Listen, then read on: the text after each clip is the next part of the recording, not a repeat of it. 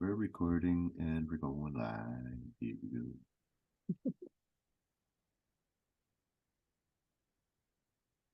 Share your own timeline. All right. We're not there yet. The countdown's on. We got it. We're going live. We're into Facebook. Woohoo! I'm just waiting for that final moment that says that we're in. And I think we're in. All right. Woohoo! Good morning, Good everybody. morning. Rise and shine, everyone. Happy Monday. Happy Monday. Oh, it's great to see Irismar. I've been apart from her for about 4 hours. She's back in the office. It's always a difficult time for me. But anyways, you're looking great. Almost happy Valentine's. I'm wearing some red. And I know I'm not wearing red or pink, but happy Valentine's to everyone. Starting the week with some REI, but also some loving in the air. Some love in the air. So so this past week there was a couple meetups, and some meetups I think we kind of forced some people to go to that, you know, that was out of their element. They're a little nervous about going. So we told them that's going to be a great time, and I think they had a really good time. I saw them chatting with a lot of people. Yeah. Yes, and you know, a special shout out to actually Amy and Jamie, right? Like it was their first meetup coming out, stepping out of the comfort zone because they never can accommodate a weekday meetup. So for them, they got to actually experience that. It can be daunting. They might be feeling like wanting to turn back, but the welcomeness and the sharing with everyone there, it really made it worth it. And now they're not as hesitant, right? So that's just a continuation that knowledge is sharing knowledge is also knowledge is caring, right? So just know that the community is there. Okay. Oh, I'm going to put you in the waiting room, Mike. We'll see in a second. Amazing. Anybody can drop in on us. We never know what's going to happen. But yeah, no, Amy and Jamie Dillon, it was great meeting them and talking with them in person. They're going to be doing great things in the real estate world. So we're super happy that they came out that night, and there was like 50 of us on Saturday night, but we were also down, that was by the airport in Toronto. We were also downtown Toronto for a small gathering, a last minute gathering we put together. We had our real estate investor extraordinaire, Lillian Ding, that was staying with us for like 10 days at our house here. And so we just decided to have a dinner with some people. So yeah, always come out, look for these opportunities, check your Facebook feed, people. This stuff's happening. And if it's not happening, then just reach out and make it happen in some of the areas that you're in, because all it takes is someone to ask. So yes. So put your hand out there. Do it and just come introduce yourself to us and just join us. But anyways, let's get to our real referral network realtor meeting. We've got Mike Seal again and Jenna Swinwood from Ottawa. How you doing, Mike and Jenna? Hey guys, how are you? We're doing awesome. Great, thank you. We had quite a weekend, so we're a little tired, but otherwise we're doing great. How's everything in Windsor, Mike? Everything in Windsor is fantastic, as always. Yeah, it's cold. Yeah. It's cold. You guys are in the most southern part of Canada. It's still cold for me. Okay. Yeah, it feels like spring, Mike. It's still quite winter. It's still not winter yet. Usually at this time of year, Mike's in the southern regions. Yeah. Yeah, well, we'll get there. So Mike, please just remind the audience that are watching, this is a new thing for us on Rise and Shine for 2023. We've got the Referral Network Realtors coming on and providing awesome information. So please remind us all what's R&R all about. So Referral Network Realty is your go-to place for investor-focused realtors. We are kind of the Uber of real estate. We're a real estate brokerage with no agents. Our focus as a real estate brokerage is to find top performing investor focused agents across North America so that we can help investors transact with people that are skilled in their market so that they can make accurate transactions and not make as many mistakes, right? So it's going to solve a lot of bumps and bruises, help people analyze properties, identify the properties that are going to be the best suited for them. So with working with Referral Network Realty, obviously the first opportunity is to have an intake with me. We discuss your goals and your strategies, your budget, make sure you've got your pre-qualification, everything that you're looking to get done so that we're ready to transact.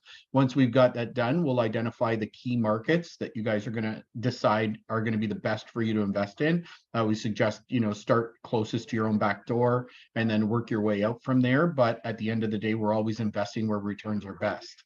Right. So we've gotten an opportunity today to bring Jenna Swinwood, which is one of 3 of our real estate preferred realtor teams that we have in the Ottawa region markets. So, we'll get a chance to hear a little bit of insight from Jenna. I'm going to toss all our different realtors throughout the year so that everybody kind of gets a variety, because it's always been a little bit of a situation where it's an out of sight, out of mind situation. And we're really trying to expand people's knowledge on who we have in those markets that they can take advantage of working with, because, obviously there's personality changes from one person to the next. Some people love me, some people don't like me, some people love Joe, some people don't like Joe. Some people, it's a love-hate relationship in the real estate investing world sometimes. So I think the best thing that we can do is make sure that everyone is aware of the variety of different realtors and people and different attributes, because every realtor has a little bit different of a niche in their market. So I'm hoping that, introducing Jenna today is going to give you guys a little bit more insight into what her and her team can offer you guys in the Ottawa region market. Oh, thank you. Amazing. So What I'm sorry, because one thing I want to say is that it's interesting that as a realtor network that you're looking at people's personalities and you have backups in case, okay, you know what, that's personality type A, I got personality type B here, we need to match this up with somebody different. You don't hear about that. But the other thing I want to say for everybody watching, which is extremely important when you're becoming a real estate investor, is that you need a real estate investor focused professional working for you. If you start working with a non-real estate investor focused professional, you're going to end up wasting your time and then coming down those roads. I always say the best thing about our realtors is they don't need any money. The people that we pick tend to be people that are skilled in the industry. Most of them are, 10, 15 years plus in the business. They own several of their own income properties. They've done all the strategies in their market. They're actually in it because they have a passion for investing, and they're in it because they want to make sure that everyone in the market is successful. So a little bit different of a strategy than, cousin Joey's aunt's sister, who, is 8 months in the real estate business, never done an investing deal in her life. And, she's in it for the money because she's got to pay her bills at the end of the month. So right.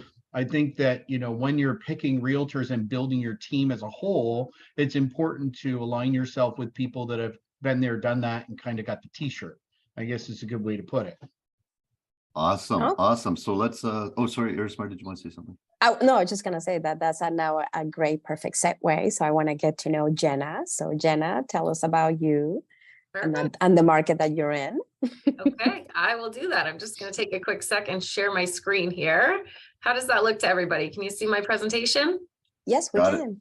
Okay, perfect. Well, so talking a little bit about the Ottawa real estate market and my real estate team. Let's get started here.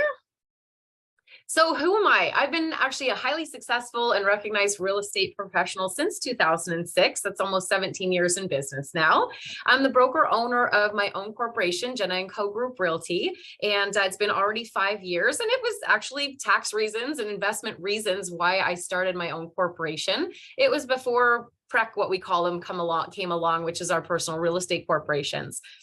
Very honest in this industry, ethical real estate agent, very competitive approach on top of that to providing this unique experience to our clients. This experience for me is based on giving investors the education they need to make the best decisions, and then looking at the whole picture with each client. So sometimes I surprise people when I'm like, well, hey guys, sure, let's talk about your investment needs, but where's your net sheet? Right? What do we have to invest? What are you looking to do in the long run? And, obviously I'm not in the financial industry where a financial advisor, but at the end of the day, I think with the experience that I've had after 17 years, I'm able to bring a lot to the table when it comes to talking about the whole picture and where these people want to go into retirement. So certainly I have a huge passion for success and helping others. And I've reinvented some of the daunting real estate experiences for buyers, sellers, and investors to be able to start with this approach from a more education background. So you guys asked me to talk about hobbies, which was funny because this is like the going joke in my house. Are your hobbies allowed to make you money? My boyfriend doesn't think so, but I think so. So I put some of my hobbies up here, which of course are real estate related. The one on the left is a unit that I've been working on for about 3 years now. It's a fourplex. It's a commercial space just outside of Ottawa.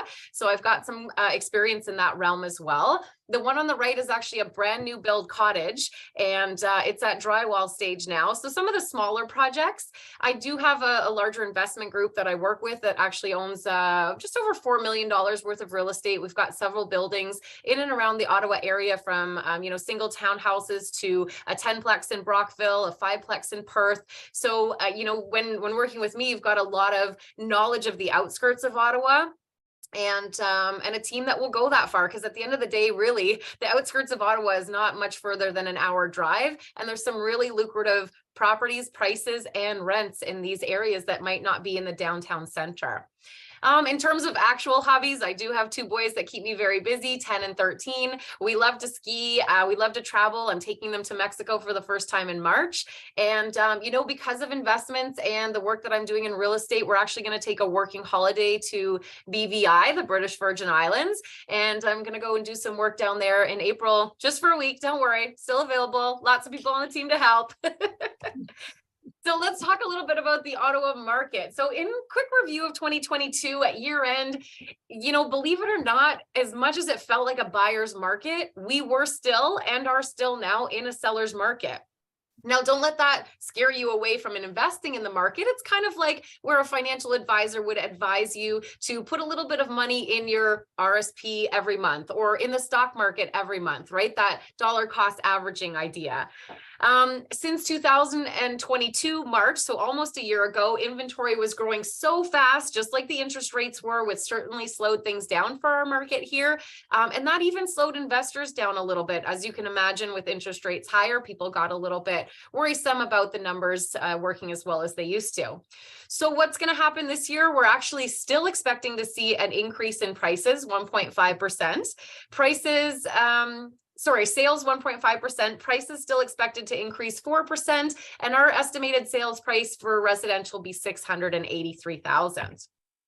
Okay, why invest in Ottawa? Lots of good reasons. Number one, we've got a good return on investment. We have lower cost properties, and it just has a very steady growth here. Our economy growing due to many things. We have a great high tech sector, and we've got places like Amazon coming in, and great for investors, but these people oftentimes starting in at Amazon aren't in a position yet to buy a house. So where do they need to go? They need to rent. And we've got 2 massive Amazon centers that have just opened recently, one in the East End, one in the West End. And this is bringing a ton of rental people in. It's great. We do have a very competitive rental market. Our rents increased quite significantly over the last few years. And so with prices dropping since last March, this is actually giving investors a really unique window to purchase. So if you're kind of sitting on the fence, I want you to really consider rents have gone up, prices have come down. This isn't going to last for very long. As soon as the spring market hits in 60 days, this opportunity could be gone. Does this make sense? Yeah? Wow. Yes. Okay. Get on it. Mind blown, right? Affordability, thing about Ottawa is that really we do have a lower cost of living here. It's attracting a lot of new families, especially millennial families. People are really getting excited about these 15-minute neighborhoods, which means you have everything that you need that you could walk to within 15 minutes. Your grocery stores, your gym, everything that you need. I mean, we've got some really prestigious communities around Ottawa, like the Glebe and Westboro. We've got the river running through between Ontario and Quebec, and a lot of really great opportunities to be close to the river and a lot of nature here, which brings us to number 5, our quality of life. We've got good wages, many good schools here in terms of colleges and universities, infrastructure, healthcare, our employment, and fortunately pretty low crime rates. So you also asked me to touch base on what I thought was the best investment strategy for investors here in Ottawa. At the end of the day, let's be honest. How much money do you have? Right? If we're going to start out and we're looking for something smaller, I feel like one of the best opportunities right now is to make your own duplex or triplex. Find a little bungalow with a side entry that you can easily split up. With the rule changes now allowing 2 to 3 properties on R1 zoning. Guys, people haven't picked up on this yet. Like, now is the time. This is going to be a lost opportunity within the next 24 months, potentially. If you're growing, you're ready to buy something a little bigger. Yes, we've got purpose-built buildings for multifamily, 4plexes, 5plexes, and then looking to bring out the big guns. I mean, Ottawa has some big ticket items here. We've got 57 5+ units for sale today in the range of $299,900 to $17 million. There you 57 go. of them. Get shopping, people. Get shopping. And yes, I know you're all wondering, what the heck could we get for $299 for a 5plex? Wow. And so I thought that that might be a question. So I pulled it up here. It's something outskirts of Ottawa, again, 1.5 hours to Ottawa. Good infrastructure here in the Cornwall area and a very nice location close to the St. Lawrence River. A property at this price point obviously was going to need a significant amount of renovation. It's 5 units, 3 1-bedroom units, 1 2-bedroom unit, and 1 3-bedroom unit. So supposedly, you know, how the realtors put on MLS what the cash flow would be. It could bring in about $27,000 a year, but we all know we have to analyze our own properties. Most of the times, just as a little hint, if you're looking at the numbers on MLS, the realtors aren't oftentimes including a property management fee, which is because it makes the numbers look better. So do your own analysis. This particular property is taking offers February 21st, which tells me they have priced it really low on purpose to get the ball rolling and get people in the door. Right on. So that's it. Any questions? No, what I will say, Irismar, that was great. Thank you, Jenna. Irismar and I love Ottawa. I don't think we've been there for a while. We skated haven't, but we're due. We're due, yeah. We've skated on the river. And one thing I recall seeing is that Ottawa is between the ages of like people in their early 20s to up to their seniors, Ottawa is rated as one of the happy places to live, where people just enjoy their lifestyle there. So Yeah, I would agree. Certainly seems like a great place to invest. Thank you so much, Jenna. Appreciate that. Yeah.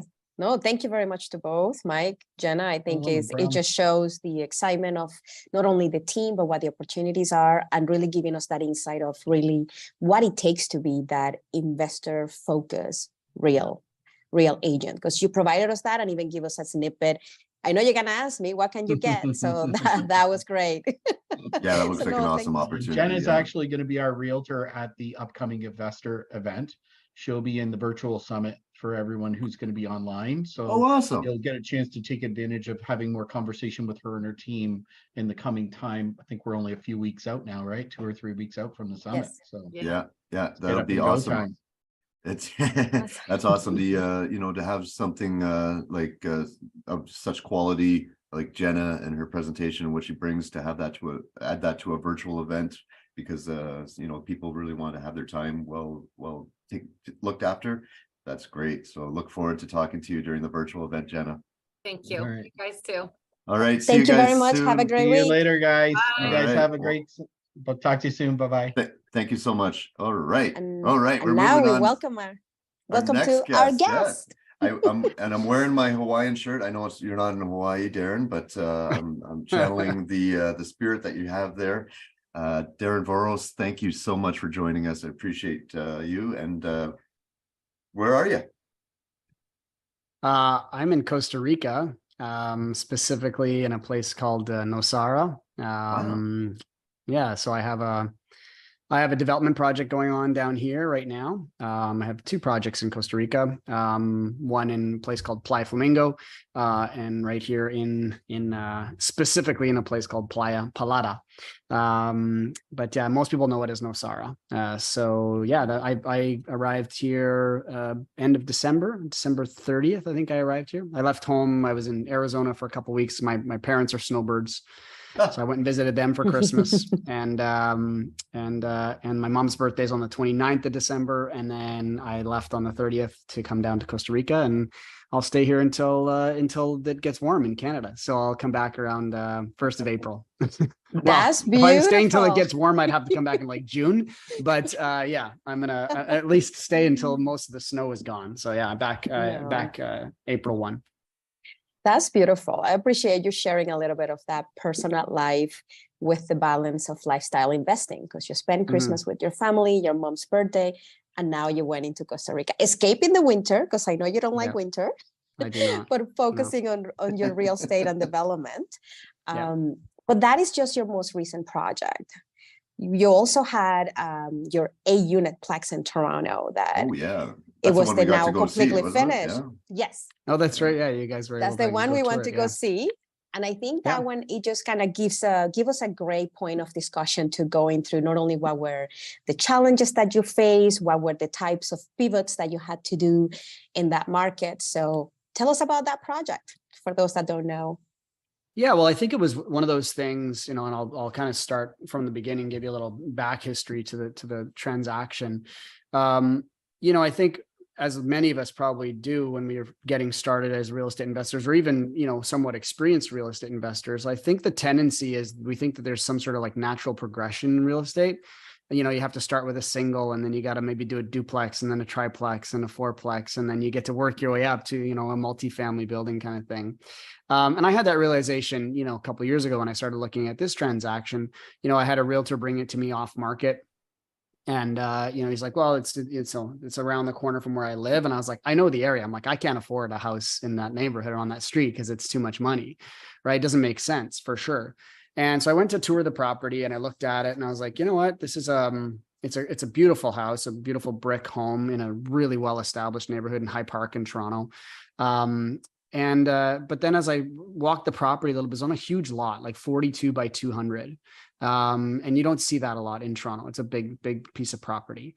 And so I know the zoning well enough to know that, anything in Toronto that's in an R zone essentially allows you to do everything from a single family dwelling all the way up to an apartment building. And then it really just comes down to what size of apartment building can you do, right?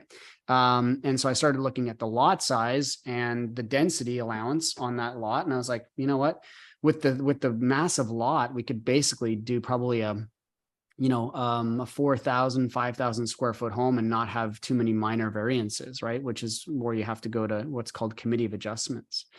So the more I started walking this property and looking at it, I was like, you know what, this actually might make sense. If we could create 8 units here. And, that was kind of the original thought. And then I started looking into a little bit more. And this was like another realization that I had, I was the price point, I asked the realtor, I was like, well, how much is this property? He said, well, we don't have a listing price on it. And he's like, kind of just whatever you think makes sense. I was like, well, $1, I'll give you $1. He was like, no, it's a little bit more than that. So, he said, this is what we bought it for. And I kind of reverse engineered the numbers and I was like, okay, it's probably somewhere in that $2.7 million, $2.8 million. And again, I was like, I don't know if it makes sense. Right. But the nice thing was, he's like, well, take your time, how long do you want for a conditional time to figure out if it makes sense? And I was like, I don't know.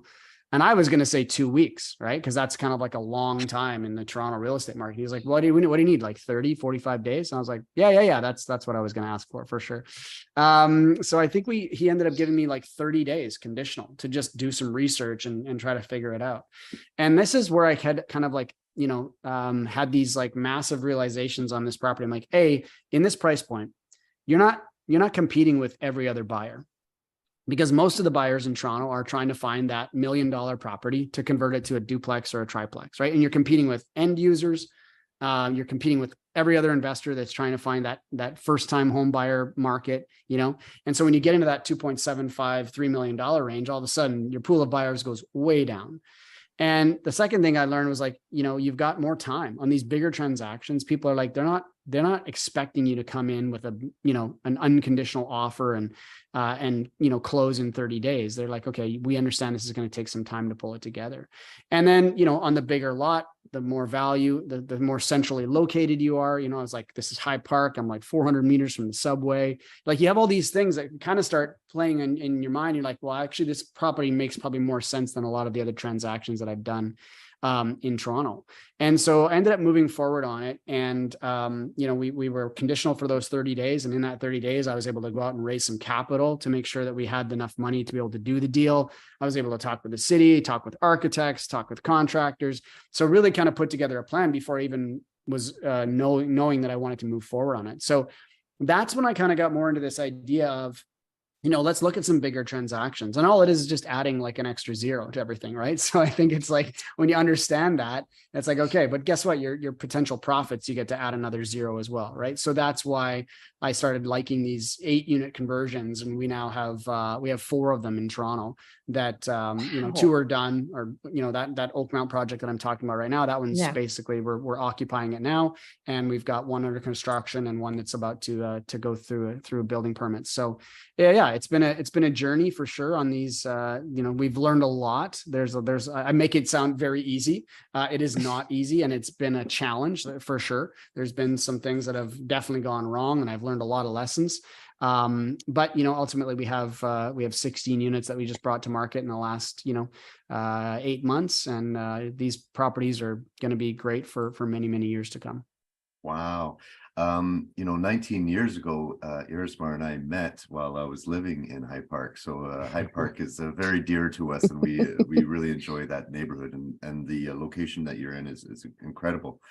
In terms of the the struggles that you've encountered, what stands out is there something that in particular stands out that you're saying to yourself, okay, I'm definitely got to remember this next time we do something like this? Oh yeah. It's an easy one for this property. So this is something that a lot of people probably are not even aware of. And it was a huge learning for us. So this property was previously occupied as a 7-unit apartment building, if you will, but 6 of those units were illegal. So no one ever applied for a permit. Nobody ever, they didn't meet the fire. They met nothing. Somebody went into this large old building, divided it up, chopped it up, started renting it out. And, so when we picked it up, I was under the impression that, well, the zoning for it is it's a residential zoning, like I say, but allows anything up to an apartment building. But when you call the city building department, you say, what is this property zoned as? They'll say it's zoned as a single family dwelling, right? So I'm like, yeah, of course it is, because nobody ever legalized it, right? So I would have thought that, going forward, we would be able to, convert this to an apartment building, whatever, and we wouldn't have a lot of issues. The challenge is, and this is where, I could talk about this project for multiple hours, but I'll try to keep it condensed. So the challenge is that there's something called Toronto rental housing, right? Toronto rental housing says that if you have an apartment building, anything over basically 5-6 units, and you want to take those units away from the marketplace, right? If you want to convert them, if you want to change them, if you want to demolish them, if you want to do anything, you need the permission of Toronto's rental housing to do that. Now, I would have thought, well, these units are all illegal, so it doesn't matter. Well, I was very wrong in that situation. So it doesn't matter whether these units are illegal or they're legal. Toronto rental housing still has jurisdiction over this building and what gets done to it. So this to me is so backwards and so crazy, because then when we went to apply, they were like, well, you have to go through Toronto rental housing to either demolish or to change these units. And if you want to change any more than 5 of those units, you need to go to city council for approval.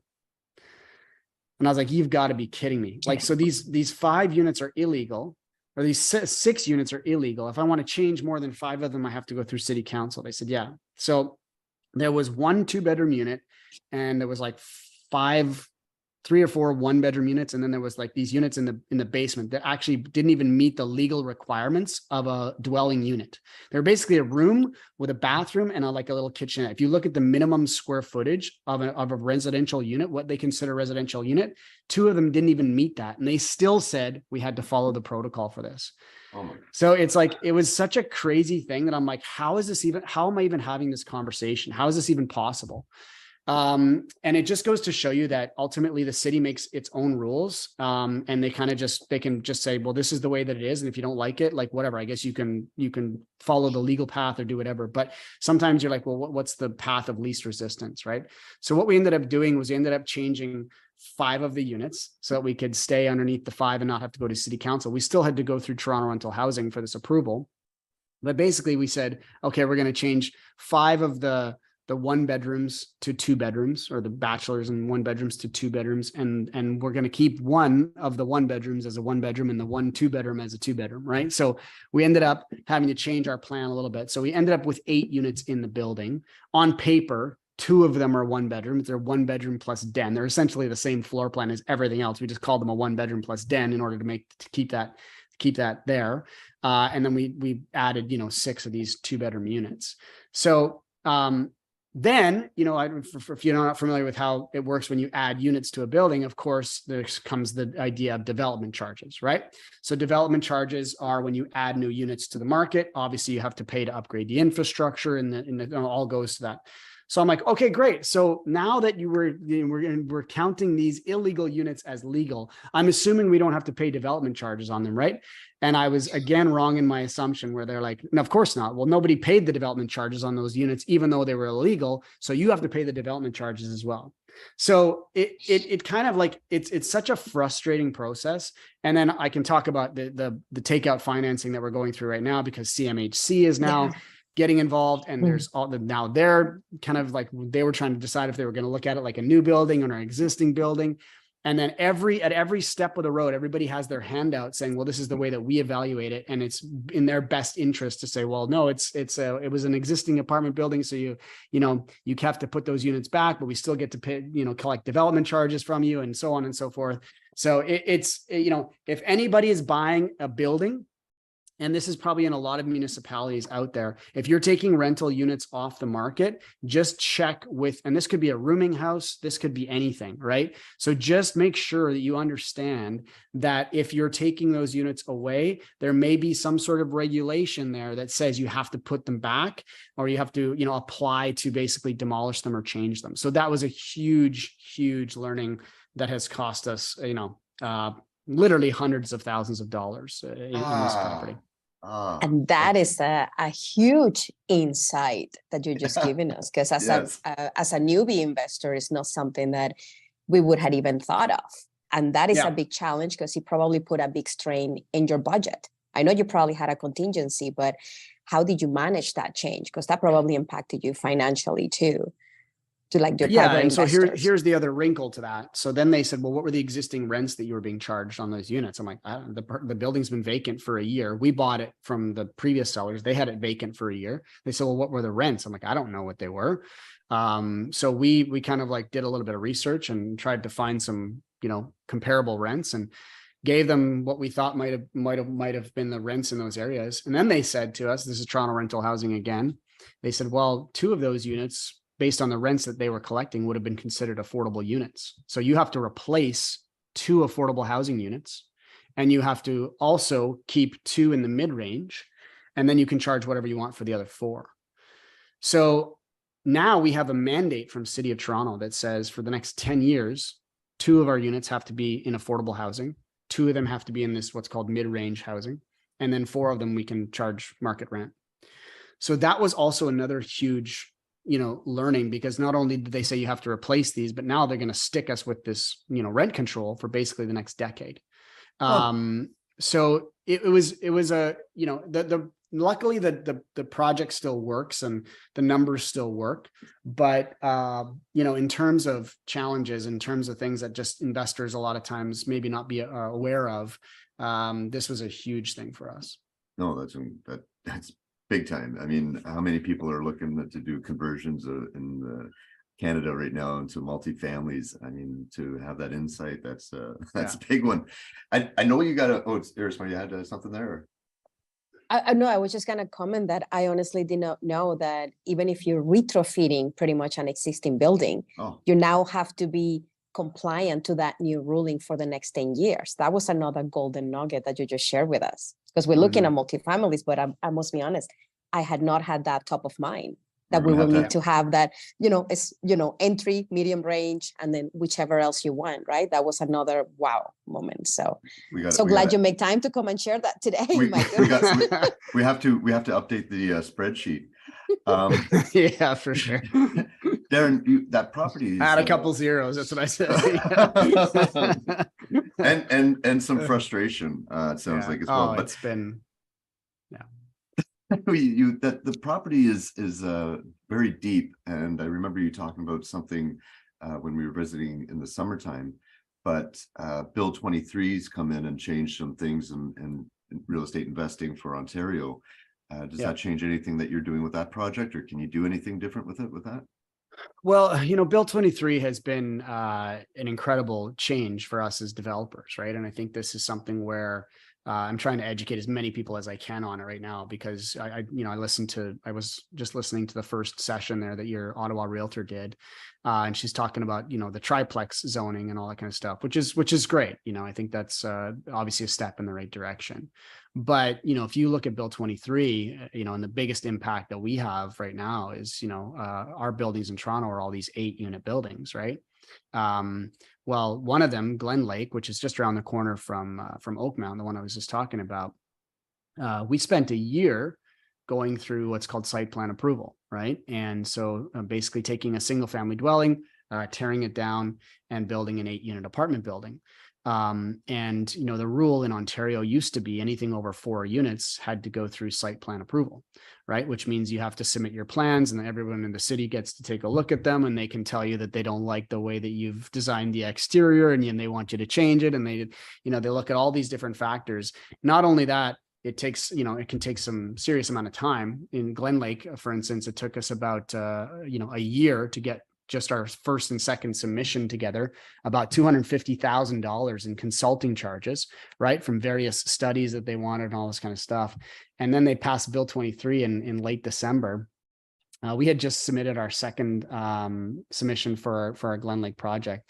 And we got a call from the City of Toronto in early January. And Bill 23 was what they call a royal order, which means that effective on the day that it was passed, every rule applies in that bill. Right? It's not something that people can grandfather in. It is like, this all exists right now. So we had our second submission in for our Glen Lake project. They called us up and they said, you no longer need to go through site plan approval. You can go straight to building permit. Wow. And I was like, cool. So we get the last year of our lives back and 250 grand in refunds. And they're like, no, but thanks for coming out. Yeah.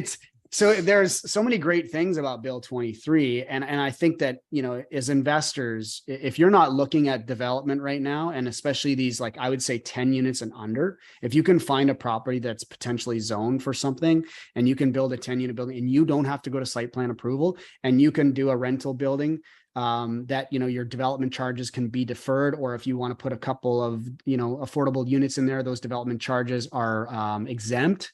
And now you've got MLI Select financing through CMHC, which allows you to amortize over 50 years, and you can get a loan to value of 95% loan to value. I mean, if you're looking at all these things in combination, this is why the government is doing what they're doing, is they're trying to incentivize people like us to go out and build rental housing, right? Now, the challenge with Bill 23 is that, we were already through that application process on Oakmount, right? And we had already paid the development charges, and we had already done that stuff. So none of it applied really, which was kind of unfortunate. But it is what it is. I mean, it got introduced at a certain point. There was, up to that point, there was nothing that we could do about it. But moving forward, you can absolutely be guaranteed that, this is the model that we're kind of like looking at and saying, can we do more of these? Because our time to market is significantly reduced, which reduces our carrying costs. And now if we can get exempt on some development charges or get them deferred, there's some incentives. We can refinance with CMHC on the back end. There's a lot of, positives of why you may want to look at this space and why you may want to look at development. Amazing. Awesome. Right. Thanks so much. Wow. I appreciate that. I know we've gone a little bit longer than we normally do, but there is a lot of great information there, Darren. Thanks so much for sharing that with us. Yeah, no worries. Happy to help. No, great. Darren Voros, I guess Darren Voros is the only one in the world because he was able to get the website, darrenvoros.com. So definitely check out the website there, everybody watching. Darren's a great wealth of knowledge, and he shares it very often in the real estate investor community, and has courses and a lot of great information. So definitely check out the website. And thanks so much. Appreciate it. Yeah, no Yes, worries. Thanks for having me on. No, thank you very much, everyone. We wish you're having a wonderful week. And muchísimas gracias, Darren. Que pases una buena semana en Costa Rica. Gracias. And just I'm hang on working for on a my mo- Spanish. I got most of that. that's better than I Exactly the have. same. Exactly the same. But I Yeah. couldn't resist. I couldn't resist. Darren, hang on for a moment. When we end this, we'll just chat quickly. But thank you for Sounds everybody for watching. Thank you, Darren. Thank you for Jenna and Mike Seal. And the Ottawa market looks like a great place to invest in. So reach out to Jenna for sure. We'll put her information in the chat. And have a great week, everybody. Be good to one another. Happy investing. All right.